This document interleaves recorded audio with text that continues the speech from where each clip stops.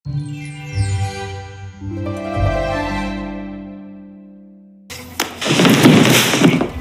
걸었다고. 난 영혼까지 팔 수 있어.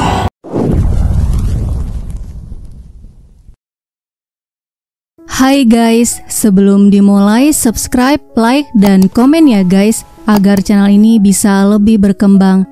Drama ini diperankan oleh Kim Ji Eun sebagai Nayeon dan Park Solomon sebagai Sonu. Drama ini mengisahkan tentang Nayeon dan Sonu yang bertukar jiwa setelah mereka berciuman. Bagaimana kelanjutan ceritanya? Langsung aja kita mulai. Drama ini diawali dengan memperlihatkan Nayeon dan Yumi terjebak macet. Nayeon menyuruh supirnya tiba dalam 5 menit ke tempat meetingnya. Dia akan menambahkan $500 jika berhasil melakukannya. Nayeon melihat Pak Nam sedang menjelaskan proposalnya kepada Jinsok, CEO Su Beauty. Pak Nam dan Nayeon rekan kerja di perusahaan Songsu, agen pemasaran dan periklanan. Mereka sedang memperebutkan proyek pemasaran iklan perusahaan Su Beauty. Jinsok minta Nayeon menjelaskan dalam 3 menit untuk meyakinkannya kenapa dia harus bekerja sama dengannya, bukan dengan Pak Nam. Nayeon mengatakan dia akan membantunya meningkatkan citra produknya, sama seperti yang pernah dia lakukan pada aktor Yoon Hyuk. Citra Yoon Hyuk hancur setelah dia ditemukan menyetir dalam keadaan mabuk, ketahuan berjudi di luar negeri, dan pernah dituntut atas kasus penyerangan. Nayeon mengubah personal branding Yoon Hyuk dengan memilih film kriminal, hingga akhirnya Yoon Hyuk menjadi aktor terbaik di festival film internasional dan tampil di beberapa iklan TV. Jinsok minta Nayeon membuktikannya. Yoon Hyuk yang sedang syuting tiba-tiba datang. Nayeon memberitahu kapanpun dia memanggil Yoon Hyuk pasti akan datang dalam 3 menit. Jinsok terkesan dengan Nayeon. Dia mengajak Nayeon untuk melihat lokasi pop-up store Su Beauty. Saat ini tempatnya masih dipakai untuk pabrik sepatu buatan tangan. Menurut Nayeon, tempat ini sangat cocok untuk citra merek Su Beauty. Di kantor, Nayeon menyuruh Yumi mengadakan rapat dengan pekerja pabrik sepatu buatan tangan untuk membujuk mereka karena mereka menolak kehadiran toko pop-up Su Beauty. Yumi mengunggah ke media sosial Songsu bahwa Nayeon berhasil mendapatkan proyek Su Beauty, perusahaan kosmetik nomor 1 di Korea. Mereka semua kagum dengan Nayeon. Nayeon terkenal sebagai manajer pemasaran hebat di televisi dan YouTube. Buku Nayeon juga sangat populer. Orang-orang membicarakan dia akan menjadi anggota termuda tim eksekutif. Selain prestasinya yang gemilang, banyak rumor negatif tentang Nayeon. Mulai dari digosipkan berselingkuh dengan seseorang di kantor pusat hingga wanita yang jahat dan menyebalkan. Pada malam harinya, Hee-jong atasannya di kantor pusat memberinya selamat atas proyek Su Beauty. Dia kemudian memberitahu bahwa Su Beauty terlibat skandal uji coba menggunakan hewan beberapa tahun lalu. Selain itu, tidak mudah mendapatkan tempat yang sekarang dipakai untuk pabrik sepatu buatan tangan. Nayeon mengatakan agar heboh, mereka harus melakukan sesuatu yang tidak mudah. Keesokan harinya, Yumi memimpin timnya untuk bertemu dengan pekerja sepatu buatan tangan, namun mereka menolaknya.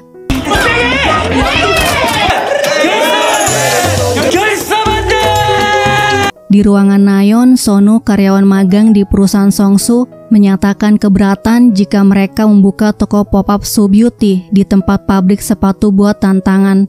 Dulu Sonu adalah junior Nayeon di kampus. Menurut Sonu, seharusnya mereka bisa membantu melindungi perusahaan domestik. Selain itu, banyak hal mencurigakan mengenai Su Beauty. Menurut penelitiannya, mereka tidak menggunakan bahan vegan dan masih melakukan uji coba produknya pada hewan. Nayeon marah karena Sonu melakukan penelitian, padahal dia hanya pekerja magang, bukan bagian tim pemasaran. Kemudian menyuruhnya keluar. Saat sedang makan bersama rekan kerjanya, Nayeon mengirim pesan menyuruh Sonu datang ke hotel Onrat. Sonu bertanya mengenai rumor yang beredar bahwa krim wajah Su Beauty sebenarnya bukan dari bahan vegan dan mengandung minyak hewani. Jin-sok menjelaskan saat sukses orang selalu menyebarkan rumor palsu. Dia memberitahu produknya tidak mengandung minyak hewani karena dia sangat peduli dengan hewan. Tiba di apartemen Nayeon, lampu ruang tamunya mati. Tiba-tiba muncul tangan hitam. Kemudian dia buru-buru minum obat. Keesokan harinya Sono ke pabrik Subyuti atas perintah Nayeon. Dia membantu di bagian gudang. Sono curiga ketika melihat rumput. Dia bertanya apakah mereka membutuhkan rumput untuk membuat produk perawatan kulit.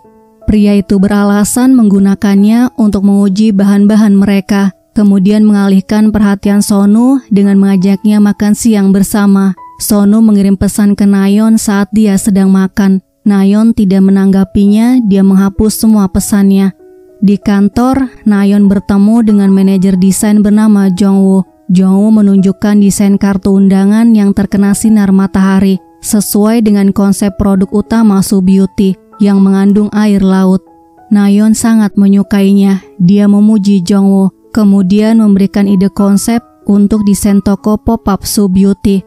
Yumi melihat keakraban mereka, membuatnya cemburu. Dia menyukai Jongwoo, namun Jongwoo menyukai Nayeon. Di stasiun kereta, Sono sadar ponselnya tertinggal di pabrik. Tiba di pabrik, sudah tidak ada siapa-siapa. Dia berhasil menemukan ponselnya di mesin forklift. Sono mendengar suara. Dia mencari asal suara dan terkejut melihat seekor kelinci.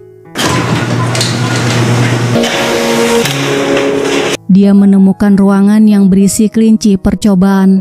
Semua mata kelincinya merah akibat efek samping dari kosmetik. Sono memperlihatkan kelincinya kepada Nayeon. Nayeon melihat video yang diambil Sono, kemudian menghapus semua file itu setelah mengirim filenya ke ponselnya. Sono bertanya apakah dia akan tetap memasarkannya sebagai produk bebas kekejaman. Nayeon memberitahu toko pop-up akan dibuka minggu depan. Mereka tidak punya waktu untuk mengubah konsepnya, jadi mereka harus menutupi ini dengan sempurna. Nayeon menjatuhkan ponsel Sono, kemudian menginjaknya sambil bilang, inti dari pencitraan merek adalah menunjukkan kekuatan dan menyembunyikan kekurangan. Dia memperingatkan Sono untuk jangan menyerangnya, karena dia akan mempertaruhkan semuanya. Bahkan dia bisa menjual jiwanya, kemudian menyuruh Sono pergi. 꺼져. Selanjutnya, Nayeon memperlihatkan videonya pada Jin-sok. Jin-sok meresponnya dengan mengatakan dia harus memperketat keamanan di pabriknya. Nayeon mengajukan nilai kontrak baru karena perusahaan mereka harus menanggung resiko jika hal buruk terjadi. Keesokan harinya, Sono datang ke pabrik Subyuti. Pria itu mencoba menghalangi Sono masuk. Dia mengatakan tempat ini hanya gudang. Dan memang benar tidak ada kelinci lagi di ruangan itu. Sementara itu, Yumi berhasil meyakinkan para pembuat sepatu untuk menandatangani kontrak kesepakatan. Mereka akan mendapatkan kompensasi setelah menandatangani kesepakatan pemindahan pabrik sepatunya.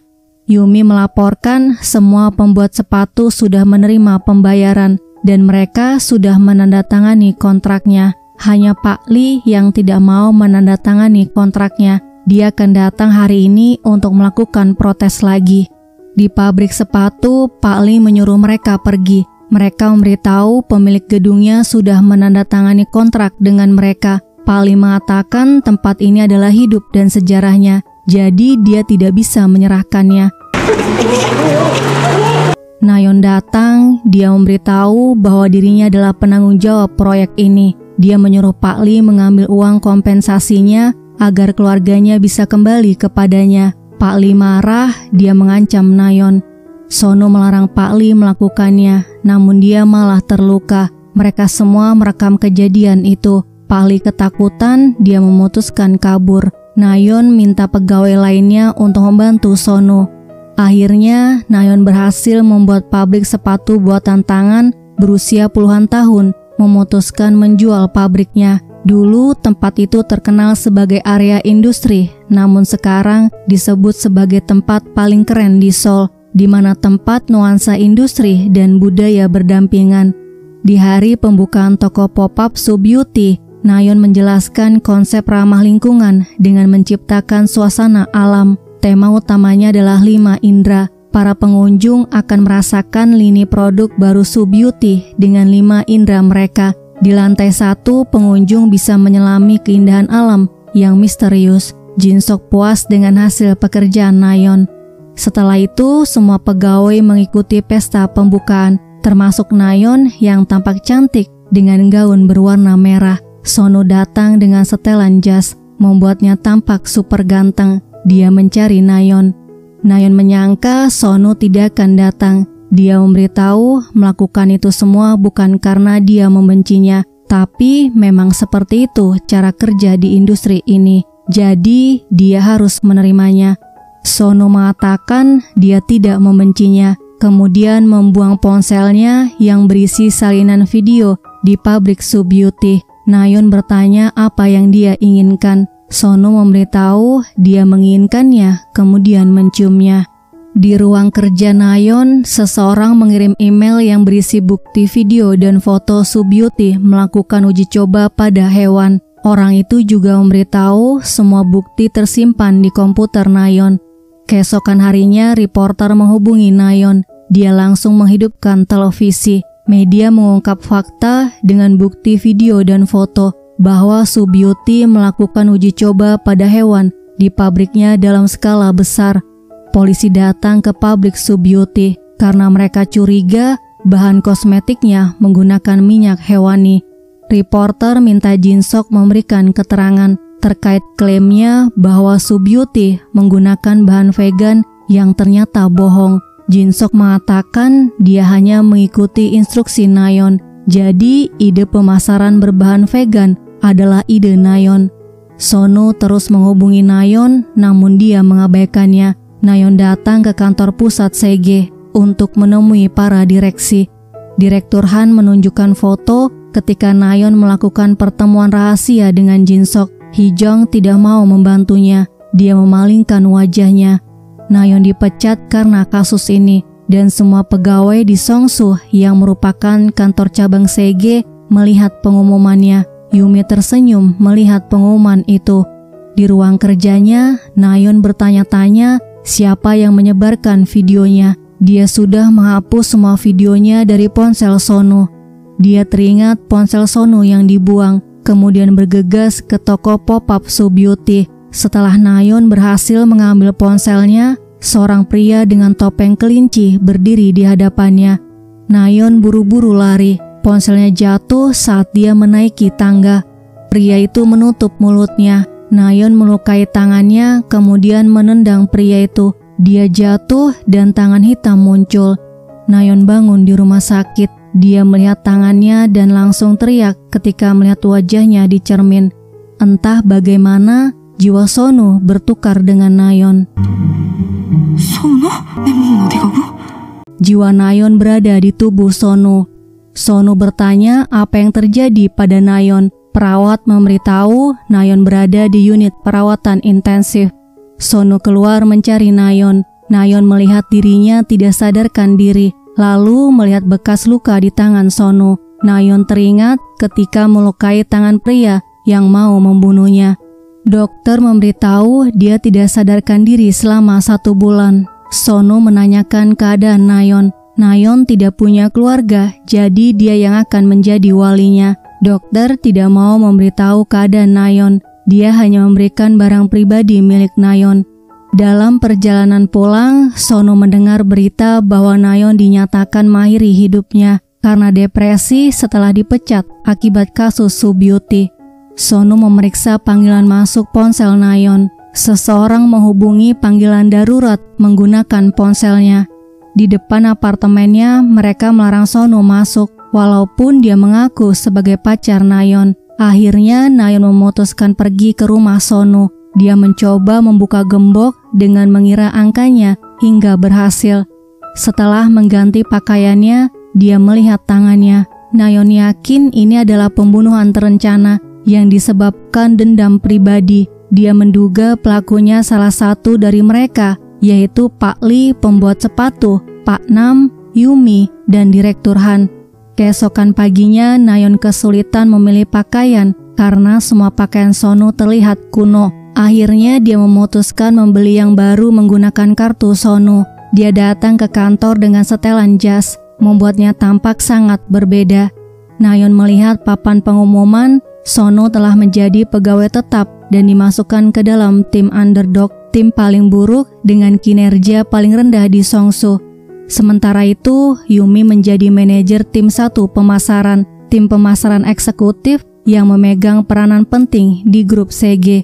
Yumi menyapa Sonu, rumor beredar Nayeon dan Sonu berpacaran, dan Sonu dibawa ke rumah sakit dengan Nayeon di hari yang sama. Yumi bertanya apakah dia benar-benar pacaran dengan Nayeon. Sonu balik bertanya apakah dia yang melakukannya pada Nayeon. Yumi menjawab, Nayeon mencoba mengakhiri hidupnya sendiri. Di ruangannya, Yumi menghubungi seseorang. Dia mengatakan jika Nayeon hidup kembali, situasinya akan gawat bagi mereka berdua. Sonu melihat berita penyelidikan kasus jatuhnya Nayeon ditutup. Dia akan mencari tahu siapa yang mencoba membunuhnya. Sonu masuk ke ruangan Yumi. Dia mengatakan mencuri posisi seseorang adalah sebuah kejahatan. Yumi mengatakan dia bertingkah memihak Nayeon. Berarti rumor itu benar. Apakah dia tidur dengan Nayeon? Sonu balik menyerangnya. Sonu mengatakan mungkin itu cara dia untuk mendapatkan jabatannya sekarang. Kemudian bertanya dia tidur dengan siapa. Yumi mengalihkan pembicaraan mereka dengan memberikan proyek untuk melakukan rebranding pabrik sepatu buatan tangan di Songsu. Sonu datang ke pabrik sepatu Songsu. Dia menemukan alat yang digunakan Pak Lee untuk mengancamnya. Pak Lee bertanya apa yang dia lakukan. Sonu melihat bekas luka di tangannya, kemudian memberitahu dia datang untuk membantunya mencari nafkah. Pak Lee mengatakan dia tidak membutuhkan bantuannya. Dia masih sangat marah karena diinterogasi polisi beberapa kali dan dituduh melakukan percobaan pembunuhan pada Nayeon. Selanjutnya, Sonu datang ke ruangannya. Anggota tim underdog adalah Lex, Leong, dan Jenny. Sonu bersikap seperti dia seorang manajer karena jiwa di dalam tubuhnya adalah Nayeon. Dia menyuruh Leong mencari artis yang cocok untuk model sepatu buatan tangan. Lex disuruh membuat konsep gambar untuk mengubah citra merek sepatu, sedangkan Jenny disuruh merencanakan pemasaran di media sosial.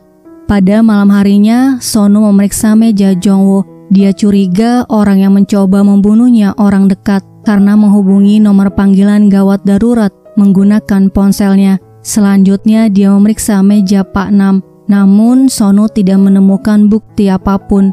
Keesokan harinya, Yumi memimpin rapat. Dia meminta tim underdog untuk melakukan presentasi. Yumi bertanya apakah dia sudah mendapatkan modelnya. Sonu menjawab, sangat aneh semua model menolak tawaran mereka dengan kalimat yang sama. Pasti ini perbuatan seseorang. Dia kemudian memulai presentasinya. Sonu mengubah citra merek sepatu buatan tangan dengan menargetkan pembeli yang kaya. Sepatu buatan tangan yang tidak dipakai oleh siapapun menjadi sepatu buatan tangan yang tidak semua orang bisa pakai. Yumi memintanya untuk membuat ulang presentasinya karena dia tidak menyukainya. Kemudian bertanya kenapa dia bersikap seperti Nayeon yang tidak percaya pada rekan timnya dan memerintah semua orang, padahal dia hanya anak baru. Mereka semua tertawa. Jongwoo menyudahi rapat mereka beralasan timnya ingin makan siang. Pada malam harinya, Sonu mengunjungi Nayeon. Dia berpikir bagaimana caranya mereka bisa kembali ke tubuh mereka masing-masing, kemudian teringat ciuman mereka. Saat Sonu ingin menciumnya, Jongwoo bertanya apa yang dia lakukan. Sonu memberitahu bahwa dia adalah wali dan pacar Nayeon. Jongwoo tidak bisa terima. Sonu mengaku sebagai pacar Nayeon karena dia tahu mereka tidak pacaran. Sonu bertanya kenapa dia membiarkan Nayeon dalam keadaan seperti itu hingga kehilangan posisinya. Jongwoo marah karena dia adalah orang yang paling menderita melihat Nayeon dalam keadaan seperti itu. Sonu melihat bekas luka di tangan Jongwoo. Di rumah, Sonu menambahkan Jongwoo ke dalam daftar tersangka orang yang ingin membunuhnya. Namun, dia tidak menemukan motif Jongwoo. Menurutnya, tersangka yang paling memungkinkan adalah Yumi, karena dia yang paling diuntungkan jika dirinya tidak ada. Namun tidak mungkin Yumi melakukannya sendiri. Dia harus mencari tahu siapa orang yang membantu Yumi. Keesokan harinya, Sonu datang ke toko pop-up Subyuti, kemudian mengingat kejadian malam itu. Dia menemukan ponselnya yang jatuh. Sonu melihat noda di ponsel sama dengan noda yang ada di alat milik Pak Li. Kemudian melihat plastik yang robek, noda di ponsel dan di alat Pak Li sama dengan bahan fluoresen yang mereka gunakan. Sonu menemui Pak Li. Dia mengeluarkan alatnya, kemudian mematikan lampunya. Menurut dugaan Sonu, ada 2 orang di TKP, orang yang menghubungi nomor darurat dan pelakunya. Malam itu, Pak Li kebetulan menemukan Nayeon yang jatuh. Tangannya terluka saat mencoba menolongnya. Dengan alat pembuat sepatu, dia menyelamatkan Nayeon, kemudian menghubungi nomor darurat. Sonu bertanya kenapa dia menyelamatkannya. Pak Li mengatakan Nayeon adalah musuh bebuyutannya. Dia ingin membunuhnya, namun dia tidak bisa membunuh seseorang karena perasaan benci. Dan sebenarnya apa yang diucapkan Nayeon benar. Tidak ada orang yang memakai sepatu buatan tangan lagi. Hanya dirinya yang tidak mau mengakuinya. Di tempat yang lain, Lex bekerja sebagai penghibur. Dia memiliki jiwa ratu di dalam tubuhnya. Temannya mengeluh mengenai ukuran sepatunya. Kebanyakan ukuran sepatu wanita kecil. Jadi mereka kesakitan memakai sepatu yang tidak pas di kaki mereka. Sonu datang ke klub waria tempat Lex bekerja. Dia bertanya berapa ukuran sepatunya. Dia akan memberikan hadiah. Keesokan harinya, semua waria datang untuk diukur kakinya. Jenny bertugas mempostingnya di media sosial. Dia menulis, "Mari jalan bersama menggunakan sepatu buatan tangan." Selanjutnya, mereka mengadakan acara promosi perubahan penampilan sepatu buatan tangan di pabrik. Semua waria yang hadir memakai sepatu buatan tangan Pak Li. Jenny mempostingnya di media sosial dan mendapatkan respon yang positif. Menurut mereka, Lex tampil sangat keren, sedangkan Sonu belajar banyak dari Nayeon saat magang, sementara Yumi tidak senang melihat keberhasilan Sonu. Setelah acara selesai, mereka makan bersama. Pak Li menghubungi Sonu untuk mengucapkan terima kasih. Di ruang perawatan, seseorang memotong kuku Nayeon.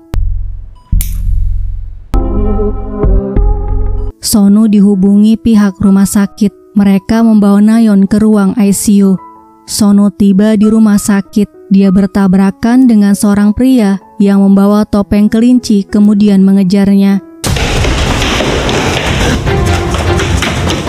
Pria itu menekan lehernya. Sonu berhasil menekannya balik. Saat akan membuka topengnya, dia merasakan kepalanya pusing luar biasa dan pria itu berhasil kabur.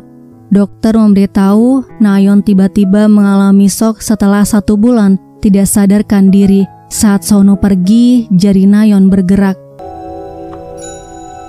Beberapa hari kemudian, pegawai Songsu melihat pernyataan Yumi di televisi bahwa berdasarkan rekaman kamera CCTV yang berhasil ditemukan, ternyata Nayeon tidak mengakhiri hidupnya, tapi dia jatuh saat mabuk. Rekaman kamera CCTV-nya sudah diedit, jadi terlihat seakan-akan Nayeon jatuh sendiri. Setelah melihat berita itu, Sonu datang ke ruangan Yumi. Dia bertanya apakah Yumi yang membuat Nayeon jatuh seperti itu. Yumi menjawab, itu adalah kecelakaan. Tiba-tiba pegawainya memberitahu bahwa Nayeon datang. Mereka berdua saling tunjuk. Nayeon memegang wajahnya. Sementara Sonu menutup mulutnya sambil bilang Nayeon belum sadar. Nayeon menyuruh Sonu memelankan suaranya. Sonu bertanya bagaimana jiwa mereka bisa tertukar, kemudian mereka bertengkar. Sonu melarang Nayeon menyentuh tubuhnya. Karena kesal, Nayeon membuka pakaiannya, kemudian memamerkan tubuhnya. Sonu menutupi tubuhnya. Nayeon menyuruh Sonu pulang untuk menghentikan keributan ini. Sonu bertanya rumah yang mana. Jongwoo melihat Nayeon. Dia menanyakan keadaannya. Nayeon bingung menjawabnya. Dia buru-buru pergi. Pada malam harinya, Nayeon membawa berkas data pribadinya.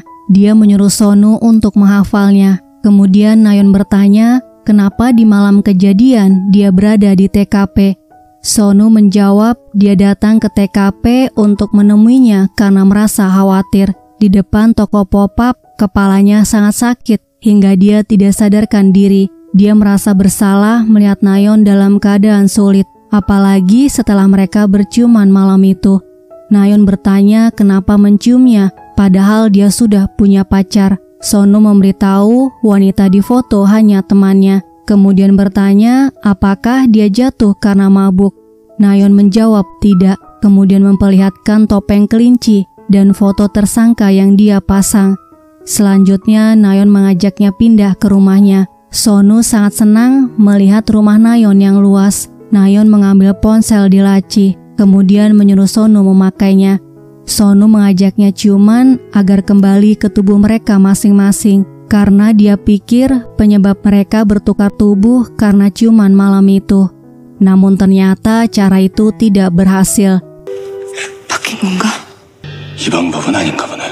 Nayeon memberitahu rencana mereka selanjutnya. Pertama, mereka harus menemukan orang yang mencoba membunuhnya, dan yang kedua merebut kembali posisinya. Jadi, dia harus menjadi manajer tim underdog. Dengan begitu, mereka bisa tetap bersama selama 24 jam untuk menemukan pelakunya. Keesokan harinya, Nayeon menyuruh Sonu mengikuti gayanya sebelum meeting dengan Haejang dan yang lainnya. Saat meeting, Sonu tidak bisa menutupi rasa gugupnya. Dia bicara dengan gagap dan lututnya gemetar. Pak Nam bertanya apakah kepalanya terbentur hingga membuatnya tampak gila. Yumi melarang Hijong memberikan posisinya ke semula. Nayeon membenarkan apa yang dikatakan Yumi, membuat mereka semua bingung dengan perubahan sikap Nayeon. Yumi memberikan proyek sex toys untuk tim underdog pada Nayeon. Sonu buru-buru mau memberikan proposalnya hingga dia jatuh,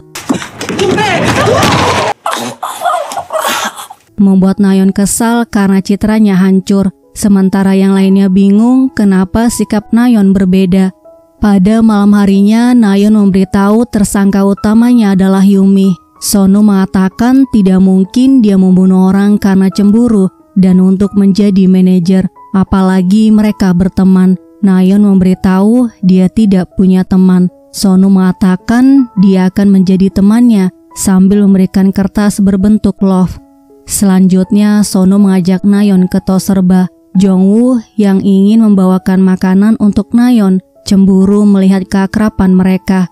Di supermarket, Sonu memberitahu dari tadi perutnya sakit. Nayeon bertanya tanggal berapa sekarang. Setelah dijawab, Nayeon mengambil pembalut. Di rumah, Sonu membuatkan salad untuk Nayeon. Kemudian dia mengelus kepalanya. Nayeon malah meresponnya dengan bertanya apa yang akan dia lakukan untuk rebranding proyek sex toys. Nayeon menyuruh Sonu untuk menyelesaikan proyeknya dengan benar.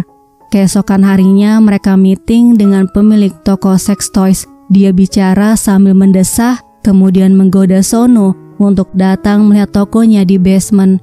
Mereka datang ke tokonya, wanita itu mainkan sex toys-nya. Nayeon menyuruh Lex mengambil foto yang banyak untuk gambar produk, kemudian menyuruh Leong untuk membuat daftar karakteristik dan harga setiap produk, sedangkan Jenny disuruh melanjutkan siaran langsungnya di media sosial. Leong bertanya kenapa dia masih bersikap seperti manajer, padahal Nayeon ada di sini. Sonu menyuruh Nayeon menjaga ucapannya. Saat sedang melihat-lihat, Nayeon merasa seseorang mengawasi mereka.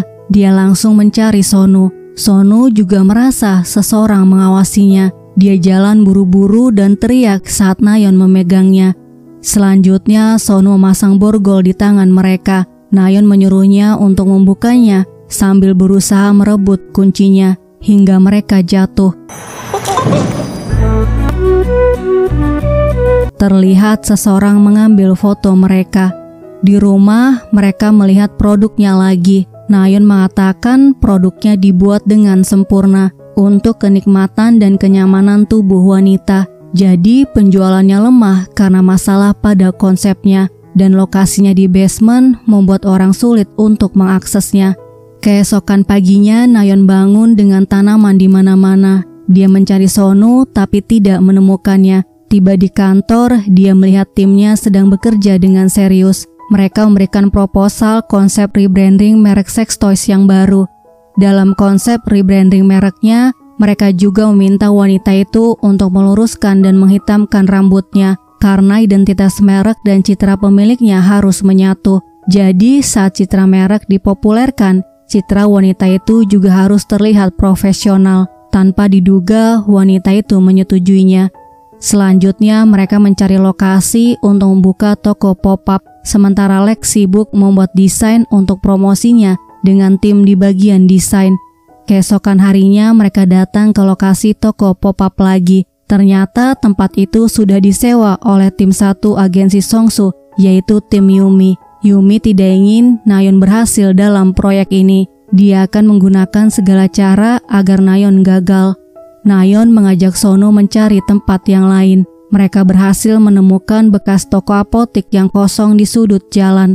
Dia menyuruh Leong mencari nomor kontak pemiliknya. Muncul masalah yang lain. Desain yang sudah dikerjakan Lex hilang semua karena tim Yumi melarang mereka untuk minta bantuan pada tim desain. Jadi, desain yang sudah mereka kerjakan dihapus semua oleh tim Yumi.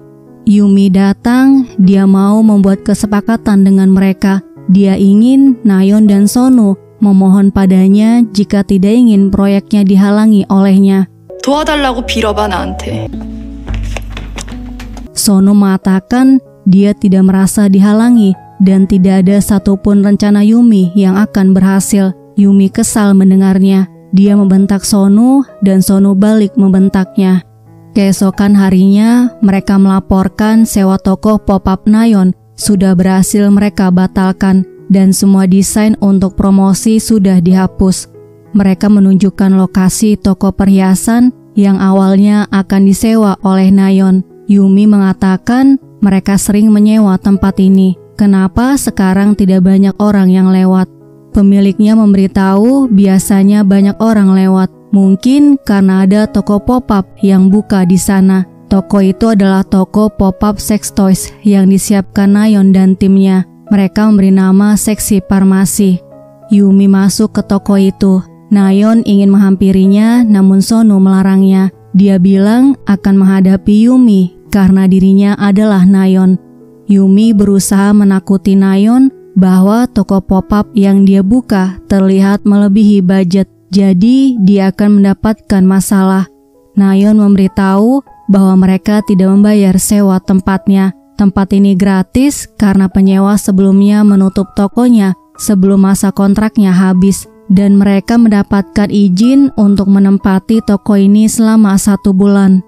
Mereka bersama-sama menyiapkan toko pop-up-nya. Pada malam harinya, Jongwoo memberikan desain yang Lex buat. Desain itu tidak jadi dihapus karena Jongwoo tidak menyetujuinya. Dia melakukannya demi Nayeon. Sonu memberikan desainnya pada Lex. Lex menciumnya karena dia bahagia. Sonu tidak rela wajahnya dicium oleh Lex. Yumi sangat kesal setelah mendengar penjelasan Nayeon. 그러든지 말든지 제가 알아서 갈 수 있으니까. Nayeon menyuruh Sonu pulang setelah semuanya selesai, kemudian mengikuti Yumi. Yumi bertemu seseorang di dalam mobil. Dia adalah Pak Nam. Yumi tampak terkejut, kemudian bertanya kenapa dia ada di sini. Pak Nam mengunci pintu mobilnya, jadi Yumi tidak bisa keluar. Dia memperlihatkan video ketika Yumi mengirim email ke media menggunakan komputer Nayeon dalam kasus Soo Beauty. Video ini membuktikan bahwa Yumi mencoba membunuh Nayeon. Memanfaatkan video itu, Pak Nam mendekati Yumi dan ingin menciumnya. Tiba-tiba semua alarm mobil hidup. Itu adalah ulah Nayeon. Yumi memukulnya, Pak Nam keluar dari mobil dan Nayeon melihatnya. Pak Nam menyuruh Yumi keluar, kemudian pergi dari tempat itu. Sonu mengajak Yumi pergi. Yumi mengatakan dia tidak membutuhkan bantuan orang yang membantu Nayeon. Sonu minta Yumi tenang. Dia mengaku datang karena khawatir padanya. Kemudian mengatakan dia dimanfaatkan oleh Nayeon. Jadi dia bisa mengerti perasaan Yumi, lalu memeluknya. Yumi mengatakan dia sangat membenci Nayeon. Tapi dia tidak melakukannya pada Nayeon. Sonu bertanya siapa pelakunya jika bukan dia yang melakukannya. Yumi curiga padanya. Kenapa dia ingin tahu siapa pelaku insiden itu? Sonu beralasan dia harus tahu pelakunya karena Nayeon sangat ingin tahu siapa orang yang ingin membunuhnya agar dia bisa menang melawan Nayeon. Yumi tidak percaya padanya. Dia memberitahu akan ada proyek penting minggu depan dari kantor pusat dan orang yang bertanggung jawab adalah JH. JH adalah direktur di kantor pusat SEG dan putra pimpinan grup SEG. Yumi menyuruh Sonu menggunakan proyek itu untuk menjatuhkan Nayeon dan Sonu setuju melakukannya. Dia akan menyingkirkan siapapun yang mengusik Yumi, baik Nayeon ataupun Pak Nam. Di kantor, Pak Nam ingin memberitahu video Yumi kepada yang lainnya, namun layarnya mati. Sonu mengambil ponsel Pak Nam, kemudian mengirim semua video Yumi ke ponselnya. Dia juga mengambil foto galeri ponsel Pak Nam yang berisi foto rekan kerja mereka di kantor. Diam-diam, Pak Nam mengambil foto paha dan kaki rekan kerjanya. Sonu mengancam akan melaporkannya jika dia berani menyebarkan video Yumi. Tiba di rumah, Nayeon mencari Sonu. Dia menemukannya tidak sadarkan diri di kamar. Nayeon bertanya kenapa dia ada di sini. Sonu memberitahu dia mendengar suara aneh dari kamar dan tiba-tiba tangan hitam muncul, kemudian dia pingsan. Sonu bertanya apakah di rumah ini ada hantu. Nayeon tidak menyangka Sonu juga bisa melihatnya. Selanjutnya Sonu bertanya apa yang dia lakukan selama bersama Yumi. Nayeon mengaku dia merayunya. Sonu kesal karena Nayeon menggunakan wajah tampan dan tubuh seksinya untuk merayu Yumi. Kemudian bertanya apakah dia tidur dengan Yumi. Nayeon memberitahu mereka akan menjadi musuh. Mulai hari ini dia akan memihak Yumi. Kemudian mendorongnya keluar dari kamarnya. Nayeon masuk ke ruang kerjanya. Dia bertanya-tanya apakah JH yang membantu Yumi. Beberapa hari kemudian mereka meeting dengan JH. JH menyapa Nayeon, namun tentu saja Suno tidak mengenalnya. Dia memberitahu hilang ingatan setelah insiden itu. JH mengatakan dia sudah tahu dan bersyukur Nayeon masih hidup. Tapi andaikan dia mati, pelakunya pasti dirinya. Nayeon dan Sonu saling memandang. JH mengatakan dia bingung harus memberikan proyek ini kepada siapa. Sonu minta JH untuk memberi kesempatan kepada tim 1 dan tim underdog untuk melakukan presentasi, kemudian memilih presentasi yang terbaik. JH bertanya siapa dia. Sonu memperkenalkan dirinya sebagai karyawan marketing yang baru. JH menyuruh Sonu untuk presentasi lebih dulu mengenai proyek Soju SEG. Dalam presentasinya, Sonu mengusulkan agar Soju SEG dihentikan karena pangsa pasarnya hanya 4% dan penjualannya terus menurun. Kemudian melakukan peluncuran ulang dan memperbarui citra merek Soju SEG untuk menjadi merek terkenal. Selanjutnya, JH menyuruh Jenny melakukan presentasi sebagai karyawan termuda di tim underdog. Jenny tidak mau melakukannya karena dia tidak minum alkohol. Mendengar jawaban Jenny, JH mengatakan tim underdog tidak akan bisa menyaingi tim 1. Dia memberi kesempatan kedua tim untuk menyiapkan presentasi terbaik sebelum pertemuan berikutnya. Pada malam harinya, mereka melakukan riset pasar Soju SEG. Lex mengatakan Soju SEG rasanya paling pahit. Leong menyuruh Lex menutup matanya, kemudian menebak soju apa yang dia minum. Lex gagal menyebutkan nama sojunya dengan benar. Nayeon menyimpulkan sulit bagi konsumen untuk membedakan rasanya. Mereka melihat seseorang memesan soju SEG. Saat ditanya kenapa dia memilih soju SEG, pria itu langsung minta sojunya diganti. Mereka terkejut melihat stok soju SEG masih banyak di lemari pendingin. Nayeon pulang dalam keadaan mabuk. Dia merasa ada yang mengikutinya. Seseorang memegang bahunya. Nayeon memukulnya. Pria itu adalah Jongwoo. Nayeon mengobati hidung Jongwoo yang luka. Setelah selesai, Nayeon memberitahu akan pulang menggunakan kereta.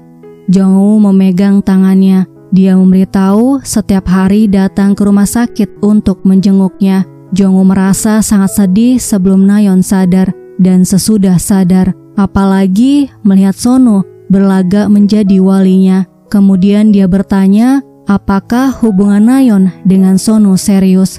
Sebelum Nayeon sempat menjawab, Jongwoo mengatakan dia menyukainya melebihi Sono menyukainya. Guys, part 1 sampai di sini ya. Terima kasih sudah melihat video ini. Sampai jumpa di video selanjutnya.